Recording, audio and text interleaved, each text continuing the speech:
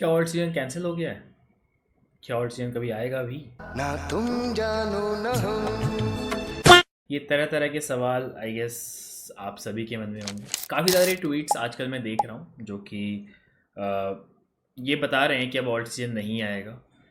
Alt season तो अब कभी भी नहीं आएगा। सिर्फ मार्केट में बिटकॉइन ही है जो सर्वाइव करेगा and bitcoin is the real king of crypto currency.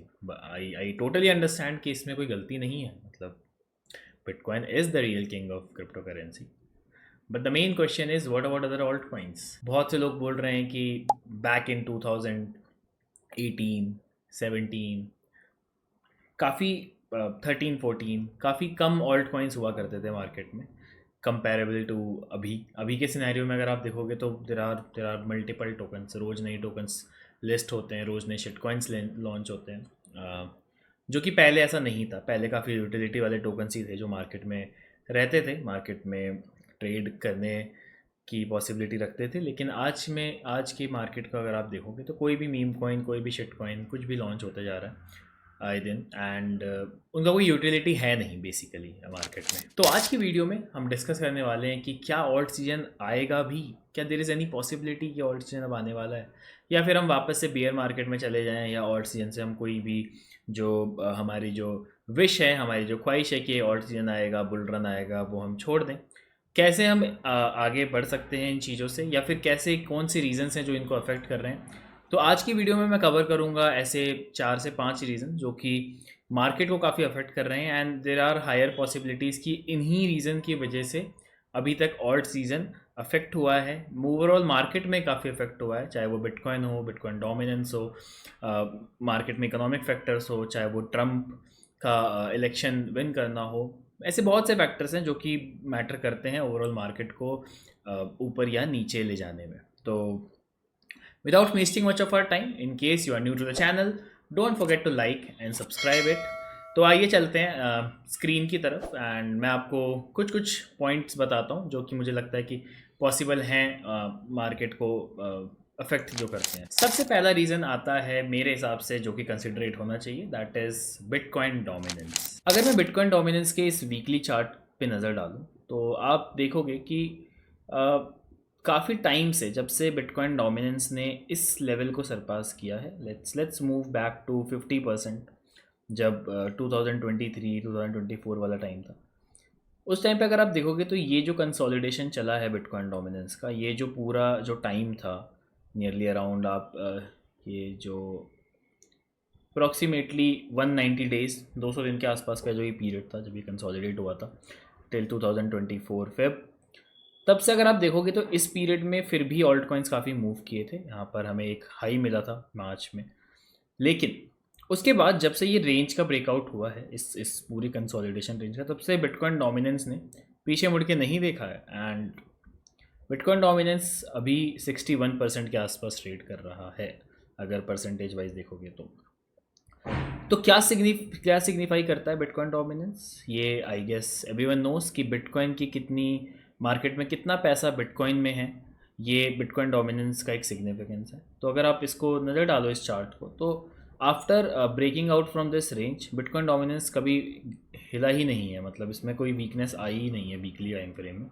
Retest जरूर दिया है जहाँ पे हमारे ऑल्ट कॉइन्स को ऊपर जाने का मौका मिला होगा, but eventually it is going up, और ये काफ़ी बुलिश है। मतलब it is very bullish scenario. यहाँ पर ये काफ़ी बुलिश चार्ट्स हैं, ठीक है। तो bitcoin dominance is one of the main factor, क्योंकि जिसकी वजह से ऑल्ट कॉइन में अभी तक पैसा नहीं गया है। अगर आप इसको ध्यान से देखोगे तो पैसा बहुत ज़्यादा बिटकॉइन में फ़्लो हुआ है, बहुत अच्छा ब्रेकआउट हुआ था यहाँ पर, एंड बिटकॉइन डोमिनेंस अभी भी 61% के आसपास है। ऑल्ट कॉइन सीज़न आने का, जो ऑल्ट सीज़न है उसका बहुत इंपॉर्टेंट फैक्टर बिटकॉइन डोमिनेंस होता है कि जब पैसा बिटकॉइन से utility tokens, main tokens alt coins में जाता है, तभी वो ऑल्ट सीजन आता है। यही पैसा जब मार्केट में फ्लो होगा तो ही ऑल्ट सीजन आएगा। उसके लिए डोमिनेंस का 50% 45% के नीचे जाना बहुत ज़्यादा ज़रूरी है। अदरवाइज़ हम mini mini bounce, dead cat bounce एक छोटे टाइम के लिए 20%, 50%, 100%, 200% का भी बाउंस देख सकते हैं ऑल्ट कॉइन्स में। बट जो ऑल्ट रन होता है, जो ऑल्ट सीजन होता है, वो हम नहीं देख पाएंगे अनलेस वी लूज़ 50%, 52% वाले लेवल्स, जो कि आप देखोगे कि जो कंसोलिडेशन वाला रेंज था, ये जो पूरा रेंज है आपका 48% तक, 50 से ये पूरा जो रेंज है, जब तक हम इसको लूज़ नहीं करते, जब तक हम इसको ब्रेक डाउन नहीं करते, तब तक देर आर हायर चांसेस कि ऑल्ट्स में उतना ज़्यादा पैसा नहीं जाएगा। आई एम नॉट सेइंग कि अगेन मिनी बाउंसेस नहीं आ सकते, dead cat bounce are always there. अभी भी हो सकता है कि मार्केट में कुछ कुछ टोकन्स होंगे जो 100% उड़ जाएंगे, यूटिलिटी टोकन्स की मैं बात कर रहा हूँ। लेकिन जो एक ऑल रन होता है जिसमें हर टोकन हर दिन 20%, 30%, 50%, 100% पंप होता है, वो तभी होगा जब ये वाला जो आपका जो रेंज है, ये जो इसने इतने टाइम के बाद ब्रेकआउट किया था, ये जो रेंज है जो इतने टाइम के बाद इसने ब्रेकआउट किया था, उस रेंज को ये नीचे की तरफ ब्रेक डाउन करे, तभी एक पॉसिबिलिटी है कि मार्केट में ऑल्ट सीजन जैसा कुछ आ सकता है। तो ये हो गई बात बिटकॉइन डोमिनेंस एंड उसके इफेक्ट की ऑल्ट टोकन। एक दूसरा सबसे इम्पॉर्टेंट रीज़न आता है मैक्रो इकोनॉमिक्स। तो कैसे मैक्रो इकोनॉमिक्स फ़र्क डालती है not only on alt coins but overall market, मैं आपको ये समझाता हूँ। तो बेसिकली मार्केट में अगर आप देखोगे तो इंटरेस्ट रेट हाइक्स हो रहे हैं, रिसेशन का डर है, लोगों में डर का माहौल है। ऐसा नहीं है कि अब मार्केट में लोग अंधा किसी भी शिट टोकन में पैसा लगा दें और पैसा बन जाएगा, ऐसा नहीं हो रहा है। जो हाइप है वो धीरे धीरे कम होती जा रही है, रिस्क आ रहा है इन्फ्लेशन का जो रोलर कास्टर है वो बार बार ऊपर नीचे होता है, चाहे वो जापान का इन्फ्लेशन हाइक हो, चाहे वो आपका मैक्रो इकोनॉमिक्स में इंटरेस्ट रेट बढ़ना हो, यूएस के जो ईटीएफ सेल करना हो, ये सारी चीज़ें मार्केट में इकोनॉमिक फैक्टर को हिला देती है। तो जब मार्केट की इकोनॉमी हिलती है, लेट्स से जब ओवरऑल वर्ल्ड इकोनॉमी या यूएस इकोनॉमी या इवन जब मार्केट में रिसेशन का डर आता है, जब इन्फ्लेशन, जब रेट हाइक होते हैं, जब आपका ये जॉब एम्प्लॉयमेंट अनएम्प्लॉयमेंट रेट्स आते हैं, जब ये एफओएमसी होती है, तो इसमें जो भी ये रिजल्टेंट्स आते हैं, जो भी ये फैक्टर्स आते हैं, चाहे वो सीपीआई हो गया, पीपीआई हो गया, ये सब डेटा बहुत ज़्यादा मैटर करता है मार्केट में। ये सब डेटा काफ़ी ज़्यादा इंपॉर्टेंट होता है मार्केट को एक मूव देने के लिए, चाहे वो एक अच्छी डायरेक्शन में हो, चाहे वो उल्टी डायरेक्शन में हो। तो बहुत ज़्यादा इंपॉर्टेंट होते हैं मैक्रो इकोनॉमिक फैक्टर्स। तो आजकल अगर आप बात करोगे तो macro economic factors are not that good, not in the favour of obviously market. Inflation rates बहुत जल्दी से बढ़ रहे हैं, रिसेशन का डर रह रहा है मार्केट में, बिल्कुल भी हाइप नहीं है यूटिलिटी टोकन्स की। मार्केट में सिर्फ बिटकॉइन है जो कि ईटीएफ्स के थ्रू बाय हो रहा है, ईटीएफ्स आ रहे हैं उसके, बट नॉट जो पैसा है वो ऑल्ट में फ़्लो नहीं हो रहा है, कोई दूसरे यूटिलिटी टोकन्स में फ़्लो नहीं हो रहा है। एंड दैट इज़ वाई कि उसका जो वॉल्यूम है वो आ ही नहीं रहा है उतना सिग्निफिकेंट ऑल्ट कॉइन्स में वॉल्यूम की उनको एक नई हाई पे पहुंचा सकें, राइट। जो ये लोग होते हैं, जो बड़े बिग पीपल, जो बेसिकली इंस्टीट्यूशंस होते हैं, वो ये काओ, बफेलो, फार्ट कॉइन, ग्रास, घास, ये सब बाय नहीं करते, वो लोग बिटकॉइन बाय करते हैं। उन लोगों को मतलब नहीं है कि मुझे काओ 400% रिटर्न दे दे, उनको सेफ जगह पैसा डालना होता है। तो पैसा जो फ्लो हो रहा है वो बिटकॉइन में हो रहा है।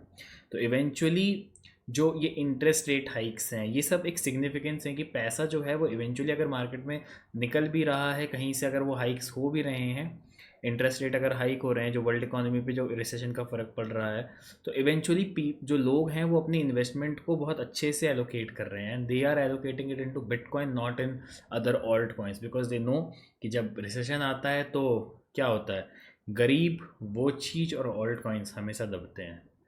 तो ये समझ जाओ कि मैक्रो इकोनॉमिक फैक्टर्स बहुत ज़्यादा इंपॉर्टेंट रोल प्ले करता है। I won't dig much into it कि सीपीआई क्या होता है, पीपीआई क्या होता है, कैसे इंटरेस्ट रेट अफेक्ट करते हैं, बट मैं बता रहा हूँ कि ये भी बहुत बड़ा रोल प्ले कर रहा है इन दिस ऑल्ट कॉइन के आने या ना आने के लिए, ठीक है।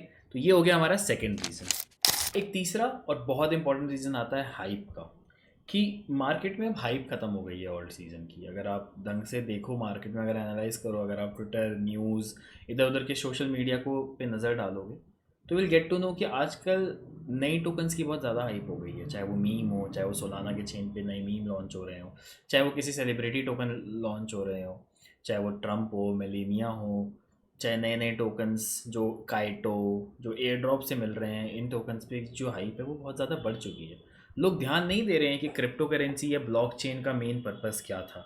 लोगों को सिर्फ 2x 3x 4x करके निकलना है, उसमें वो अपना मीम लॉन्च करना है, मीम कॉइन लॉन्च करना है, फन करके निकल जाना है, 1000% 2000% रख करना है, निकल जाना है। कोई बेसिकली यूटिलिटी या ब्लॉकचेन की जो मेन उसका जो एम था उस पर कोई ध्यान नहीं दे रहा है। तो जो हाइप है बेसिकली ऑल्ट कॉइन्स की वो बिल्कुल जा चुकी है मार्केट से। आई डोंट थिंक सो कि मार्केट में अब उतनी हाइप बची है जो कि बैक इन 2017-18 हुआ करती थी ऑल्ट कॉइन्स को लेकर।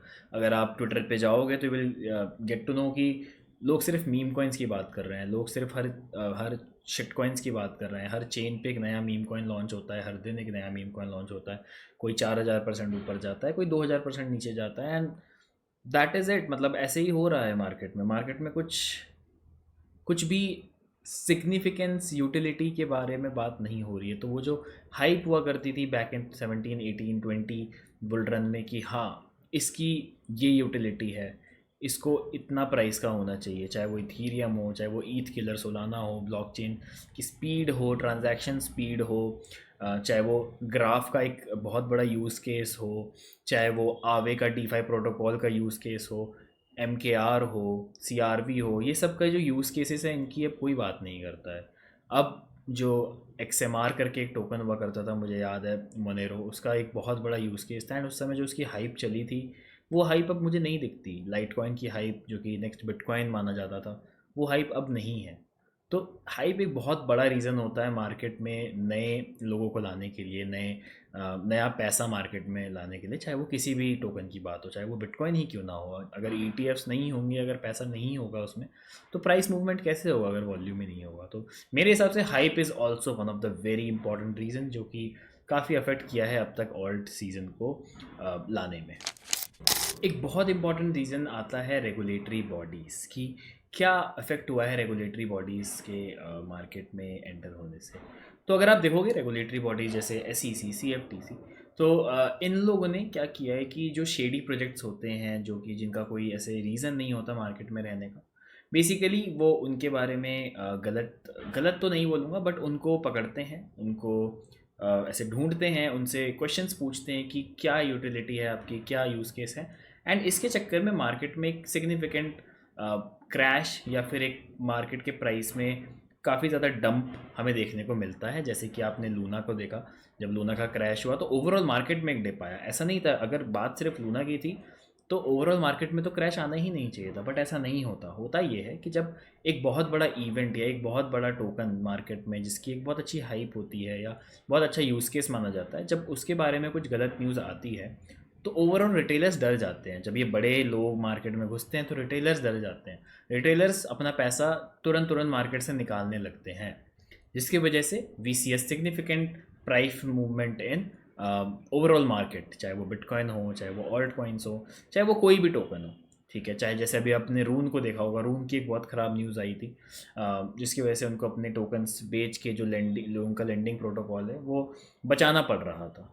तो that affected the whole market. हमें ओवरऑल मार्केट में क्रैश देखने को मिला था इन कमिंग डेज। तो ये भी एक बहुत इंपॉर्टेंट रीज़न है जो कि अफेक्ट कर रहा है कोई भी ऑल्ट सीज़न को लाने में, कोई भी टोकन के प्राइस को एक सिग्निफिकेंट हायर प्राइस के मूवमेंट, कोई भी टोकन को एक सिग्निफिकेंट हायर प्राइस के मूवमेंट को लाने में।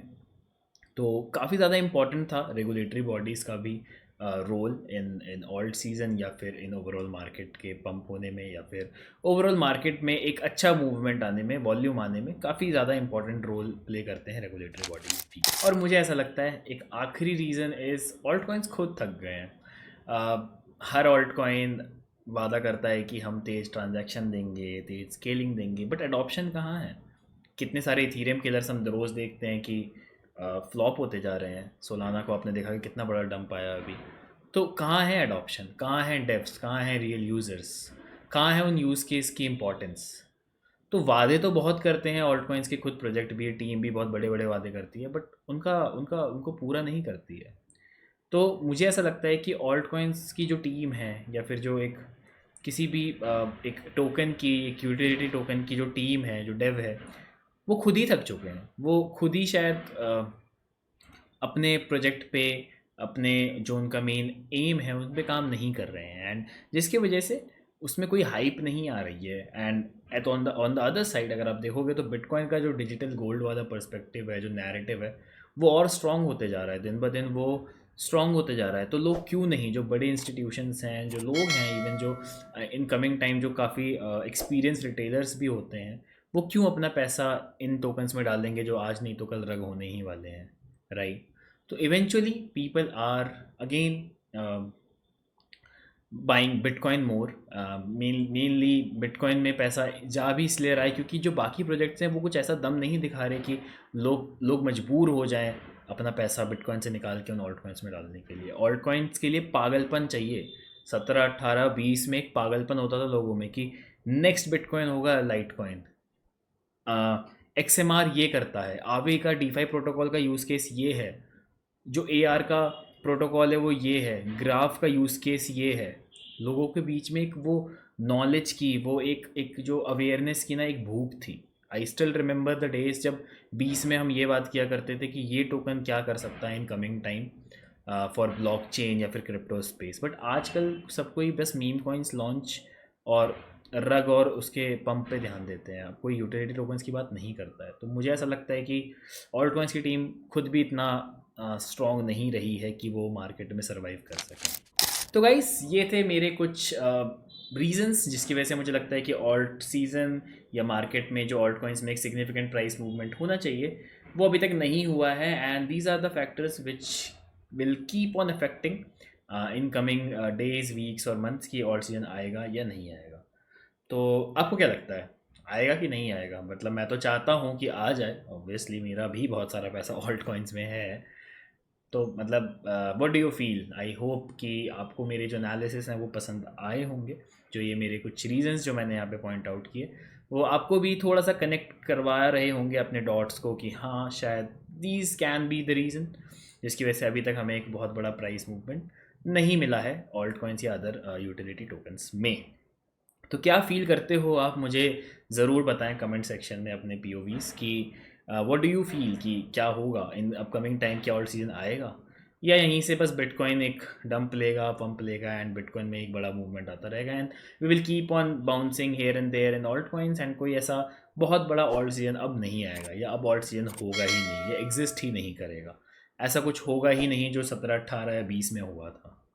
क्या लगता है आपको? मैं ज़रूर जानना चाहूँगा आपके पॉइंट ऑफ व्यूज़। तो please comment it down in the comment section. मिलते हैं नेक्स्ट लाइव में guys. I hope you like my analysis. In case you are new to the channel, don't forget to subscribe and turn on the notifications bell.